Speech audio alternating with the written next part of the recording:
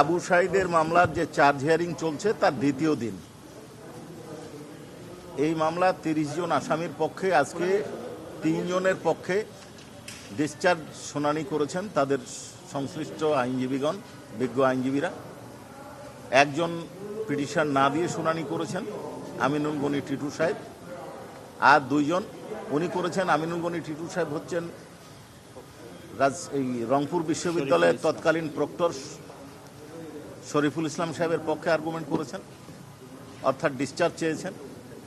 Constable আমির হোসেনের পক্ষে, constable বা এএসআই আমির হোসেনের পক্ষে তার লয়ার ডিসচার্জ চেয়েছেন।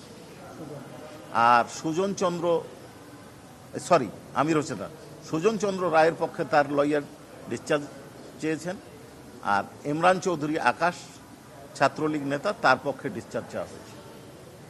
তারা তাদের বক্তব্য উপস্থাপন করেছেন। তারা তাদের বক্তব্যে বলেছেন যে শেখ হাসিনার সাথে কারো যোগাযোগ কিভাবে হলো। তারপরে প্রক্টর সাহেব বলেছেন যে তিনার দায়িত্ব, প্রক্টোরিয়াল দায়িত্ব, বিশ্ববিদ্যালয়ের দায়িত্ব, পুলিশের তার উপর কমান্ড নাই। এই ধরনের বক্তব্য তারা দিয়েছেন।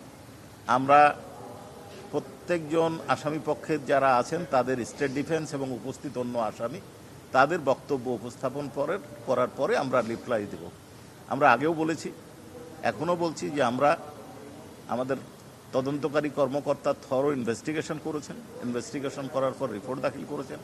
সেই ইনভেস্টিগেশনের রিপোর্টের উপর ভিত্তি করে আমরা ফর্মাল চার্জ দাখিল করেছি। আমাদের ভিডিও ফুটেজ আছে, সিসি ক্যামেরা আছে, সিডিআর আছে, আমাদের কাছে যথেষ্ট ডকুমেন্ট আছে এবং চার্জ গঠন না হওয়ার মতো কোনো উপাদান আছে বলে আমরা মনে করি না। অবশ্যই চার্জ হবে, এটা আমরা দৃঢ়তার সাথে বিশ্বাস করি। তারপরে এই সিদ্ধান্তটা সম্পূর্ণ ট্রাইব্যুনালের এখতিয়ার, শুনানির পরে ওনারা আদেশ দিতেন।